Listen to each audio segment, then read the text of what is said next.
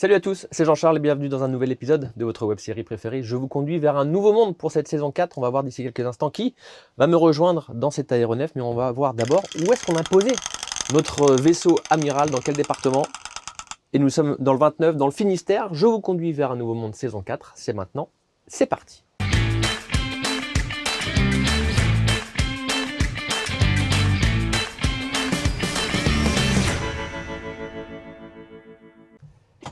C'est un homme et il s'agit d'Alban Boyer. Bonjour Alban. Bonjour Jean-Charles. Installez-vous. Bienvenue dans le Finistère, Oui, là où tout commence. Là où tout commence. Donc on est à l'Anilis, plus exactement. On va parler du groupe, parce que c'est un groupe et on va voir pourquoi on dit le groupe Trécobat. Vous êtes le PDG, Alban, après avoir été le directeur général pendant 15 ans. Nouvelle fonction en avril 2021. C'était la suite logique ? C'était la suite logique. Je suis arrivé en 2009 en fait. Ouais. Dès 2010, j'ai pris la conduite de l'opérationnel. Marcel Tréguer, président fondateur, en 1972, m'a accompagné dans cette transition tranquillement. Ouais. Il est toujours là, de temps en temps d'ailleurs. Il est bienvenu au bureau et avec grand plaisir, on repartage les sujets. Mais à un moment donné, il fallait aussi que les choses évoluent. Et effectivement, à partir de 2021, j'ai pris la présidence. Alors pour l'extérieur du groupe, c'est forcément de la signification. Sur l'intérieur du groupe, c'était un non-événement puisque Marcel était déjà désengagé depuis quelques années du sujet. Donc c'est, on va dire, une transition réussie. Avant d'arriver, vous l'avez dit, en 2009 au sein du groupe Trécobat, vous faisiez quoi ? J'étais directeur général d'un groupe dans le chauffage qui s'appelait à l'époque CHAM, groupe que j'ai co-créé à l'époque d'une fusion de deux groupes où il a fallu recréer un groupe que moi j'ai repris, que j'ai co-repris et co-créé, et c'est aujourd'hui une filiale EDF qui s'appelle Easy Confort. Alors je disais le groupe Trécobat, parce que là ici à l'Anilis il y a plusieurs sites, mais on est chez Mur et Bois, l'une des marques. Le métier quand on va sur le site du groupe, c'est construction, aménagement et promotion immobilière. Ma première question, elle est sur toute cette année 2024. On sait que l'immobilier c'est un peu compliqué. Comment ça se passe pour vous et comment est l'activité du groupe ? Alors effectivement, pour faire une synthèse, le marché français il est à peu près à moins 35. Quel secteur d'activité est capable d'absorber cette baisse, sachant que déjà l'année d'avant, nous étions à moins 25. Donc on fait moins 35 sur moins 25. Le marché de la maison individuelle français, c'est à peu près 120 000 maisons par an. On en est à 49 000 là. Donc ça montre un peu l'ampleur des dégâts. Nous, on est positionné sur, je dirais, le milieu de gamme, donc pas le primo-accédant. C'est le primo-accédant qui aujourd'hui n'a plus le budget pour acheter une maison et qui est sorti du marché. C'est à peu près un client sur deux. Donc effectivement, les volumes ont baissé. Nous avons baissé dans nos constructions traditionnelles, mais par contre, nous avons un segment qui est en forte traction, qui est la maison bois, qui est tout l'univers du bois, parce qu'il répond à la réglementation environnementale déjà, parce que aujourd'hui les jeunes qui veulent acheter des maisons par conviction, il y a une affinité sur le bois. Et donc tout ça pour dire que c'est un segment qui est en croissance, qui fait au bout de tout ça en fait que nous finissons l'année là à peu près à moins 8 quand le marché fait moins 35. Et en plus on est allé chercher d'autres segments de compensation pour compenser ce contrat de construction qui était en réduction, au travers d'offres du type petit cocon, par exemple, au travers d'offres que l'on a à destination des bailleurs sociaux, qui fait que globalement, notre chiffre d'affaires qui va arriver sera à peu près étal par rapport à N-1 et qui est une très grosse performance déjà sur le marché. Il sera de combien du coup ce chiffre d'affaires ? À peu près 200 millions. Sur le site marqué 500 collaborateurs, on est toujours dans cette moyenne-là ? Absolument, on est entre 500 et 520 collaborateurs. Et il y a un réseau d'agences ? Absolument. Alors notre territoire d'action est plutôt la zone atlantique, c'est-à-dire que on est en Bretagne, on est en Loire-Atlantique à Nantes, on est à La Rochelle, Royan, et on passe tout de suite après à Toulouse. Donc on est sur l'arc atlantique, là où en fait finalement il y a une démographie positive et une activité économique. C'est ça nos drivers, puisque c'est ça qui pousse le besoin de logement, et c'est là où on doit apporter des réponses. On l'entend dans toutes les grandes métropoles, effectivement, ce besoin de logement. Comment on arrive à contrecarrer des fois les volontés, on va dire, des administrations publiques qui sont plutôt de freiner les permis, parce que vous faites de la construction mais aussi de la promotion immobilière. Comment on arrive justement à se réinventer ? Alors c'est quelque chose d'assez compliqué, déjà parce que depuis maintenant quelques temps, on a beaucoup de ministres qui se succèdent. Il n'y a pas de politique du logement en place. Nous sommes des acteurs du temps long. C'est-à-dire que nous avons besoin de visibilité pour investir dans des projets. Pour sortir un immeuble, par exemple, c'est entre 3 et 5 ans. Pour sortir une opération d'aménagement avec tous les recours, c'est parfois 10 ans. Donc vous imaginez qu'entre le début de l'intention et la réalité, quand il se passe 10 ans, le monde a pu beaucoup changer. Et donc on demande qu'il y ait une vraie politique là-dessus. On ne demande pas des subventions ou des aides, on demande simplement qu'il y ait une politique qui permette d'orienter les choix des Français. Et nous, notre métier, c'est dans ce cadre réglementaire d'apporter les bonnes réponses. Alors, le premier, c'est la ZAN, puisque zéro artificialisation nette, c'est ce qui va nous contraindre dans les années qui viennent avec les collectivités. On va réduire par 2 la consommation foncière sur les 10 ans qui viennent par rapport aux 10 ans passés. Donc ça veut dire qu'il faut qu'on réfléchisse sur de la densité, que les formes urbaines évoluent, et donc d'une maison qu'on construisait il y a encore 5 ou 6 ans peut-être avec 1000 mètres carrés de terrain, on faisait le tour de sa maison. C'est un modèle qui est un peu fini. On va plutôt sur des terrains de 300 à 400 mètres carrés, plutôt sur des formes plus denses, plus urbaines.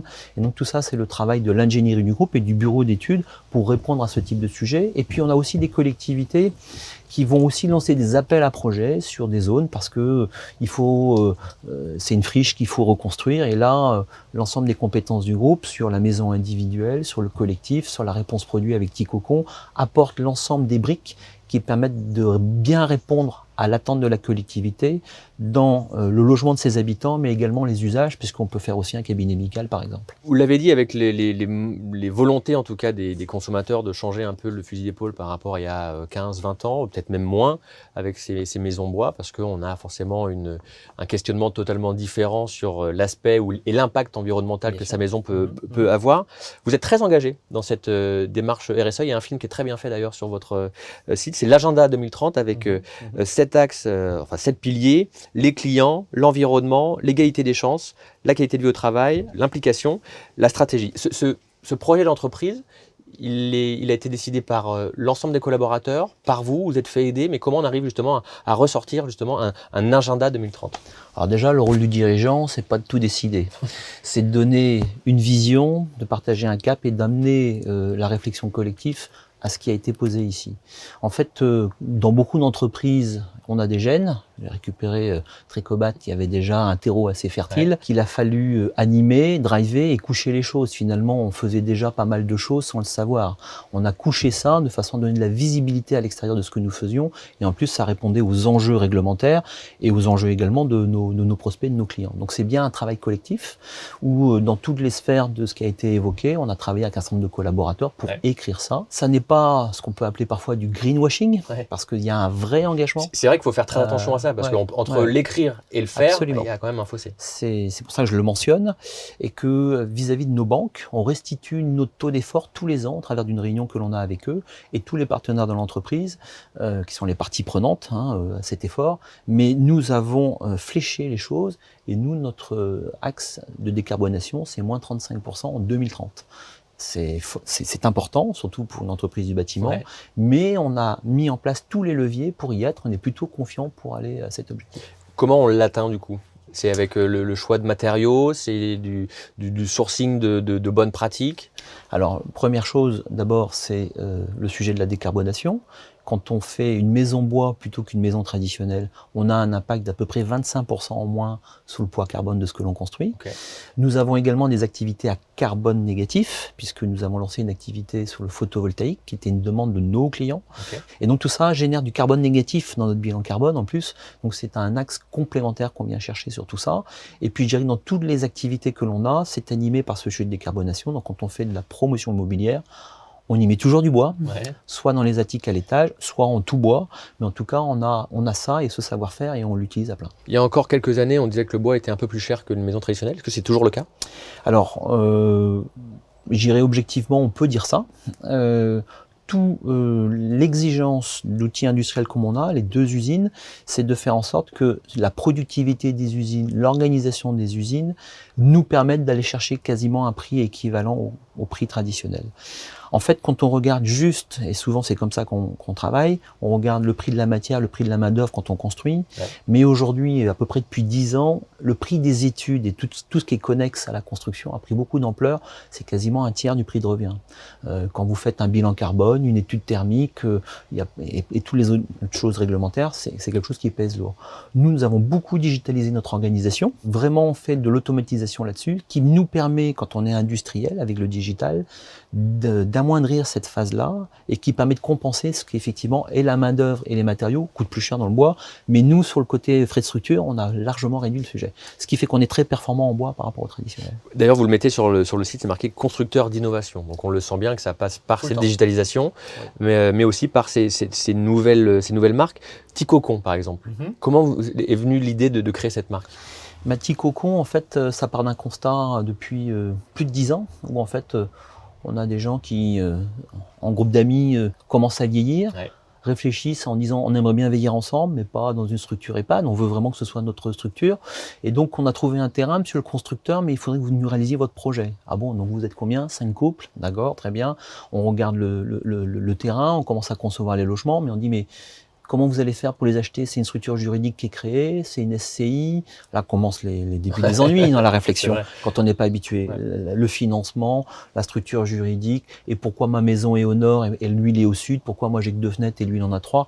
C'était ce genre de discussion. En fait, sans doute qu'on s'y prenait mal dans la lecture de ça, parce que le logement senior que nous avons conçu, ça doit être des logements occupés par des locataires si on veut pérenniser la destination du logement.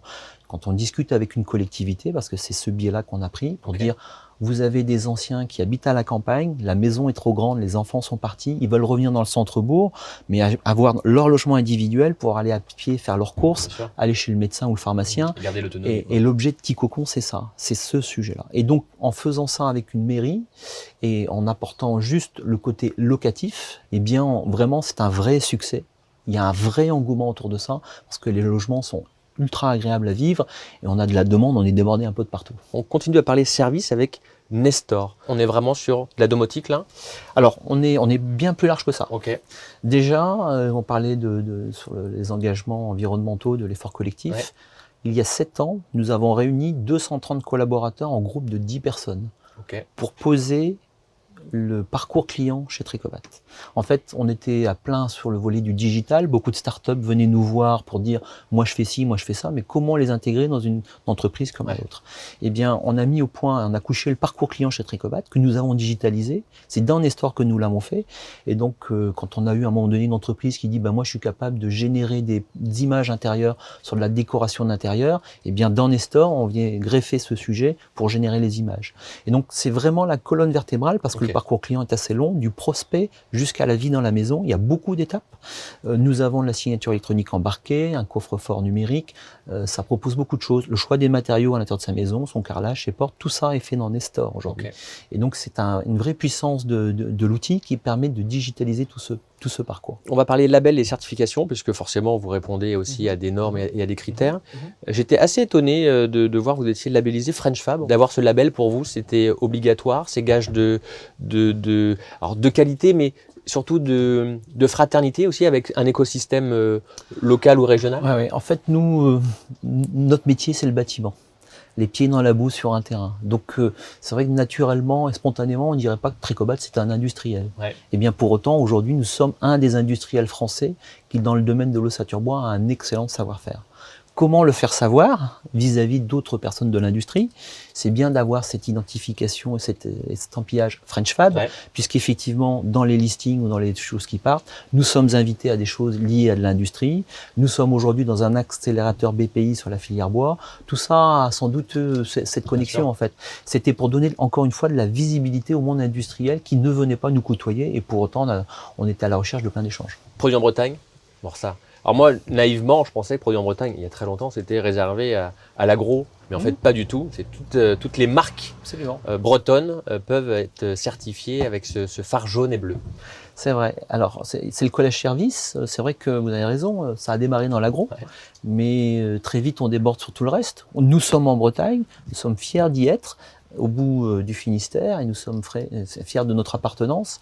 Et donc, il était assez naturel pour nous d'avoir cette labellisation, cette adhésion, notamment en plus pour quand on fait des maisons bois et qu'on les envoie en Toulouse, quoi. Ouais. On est content de voir que c'est produit en Bretagne, que ça descend à Toulouse ou que ça part à Paris. C'est un vrai sujet pour nous d'appartenance, c'est une vraie singularité.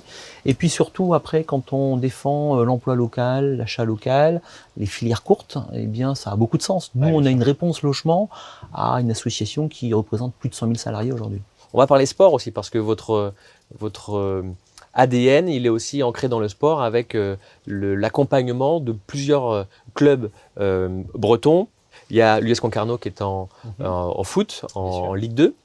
Ils étaient en national, mais ils sont montés en Ligue 2. Il y a le FC Lorient, il y a le Brest Handball, club féminin qui est un des meilleurs clubs d'Europe. Le rugby, avec le RC Vannes qui est en top 14 cette année. Colomiers également. Puis il y a le basket, la voile et le vélo. Où il m'avait dit que le vélo, c'était votre sport.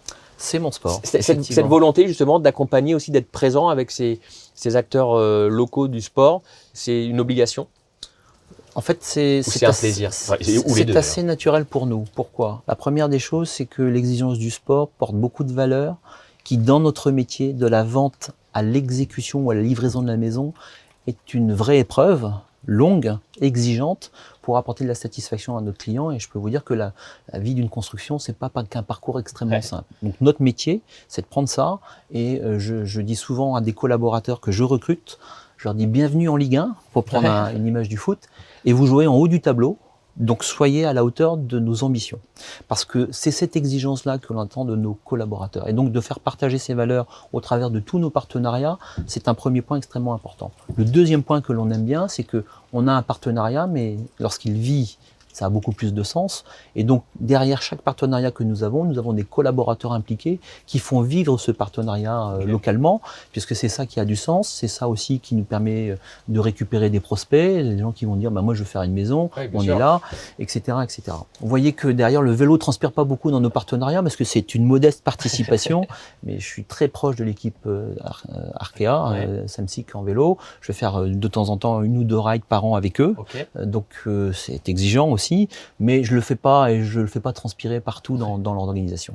Et puis le dernier point qui nous caractérise également sur le sport, c'est que nous avons un club interne qui s'appelle le Team Tricobat, dans lequel il y a une section course à pied, une section vélo, et où au travers de ça, on paye beaucoup d'inscriptions à des collaborateurs. Je prends un marathon de Paris par exemple, on a souvent 25 ou 30 collaborateurs qui y vont. Je gardais le Stade Brestois pour la fin, puisque vous êtes partenaire depuis 30 ans. C'est génial quand même ce que vous avez vécu dernière. C'est extraordinaire, puisque d'une équipe qui, il y a 2 ans, on se disait qu'est-ce qu'on allait en faire, d'un seul coup, il y a un entraîneur qui arrive à...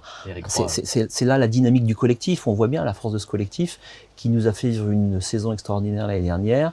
Et effectivement, c'est un truc incroyable. Brest est en Coupe d'Europe, donc c'est forcément localement quelque chose d'extrêmement important. On a parlé du sport, on va terminer aussi sur le fonds de dotation, parce que le sport c'est bien, mais être au service aussi des transitions sociétales et environnementales, c'est important. Vous avez créé un fonds de dotation qui est abondé de 400 000 euros pour les 5 prochaines années. Alors voilà, ça doit donner 400 000 euros au bout, parce qu'en fait on abonde tous les ans. Encore une fois, on fait partie du milieu local en fait. Le logement est au cœur de tout.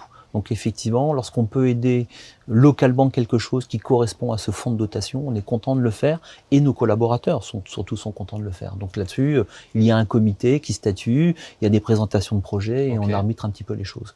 Compte tenu de l'objet économique que l'on représente, on est régulièrement sollicité directement là-dessus et effectivement, c'est une façon d'orienter, en tout cas de renvoyer sur ce fonds de dotation pour dire nous on a réfléchi un peu en amont, on a une maturité sur la lecture des choses que l'on veut faire et d'autres qu'on ne peut pas faire parce que ça rentre pas dans le côté fonds de dotation. C'est comme ça en tout cas qu'on a irrigué ça. On arrive à la fin de notre échange, Alban. C'est quoi la suite? On a parlé de cet agenda 2030, mais 2030 c'est quasiment demain. C'est quoi la suite en termes de stratégie, en termes de volonté, d'ambition pour le groupe Tricobat?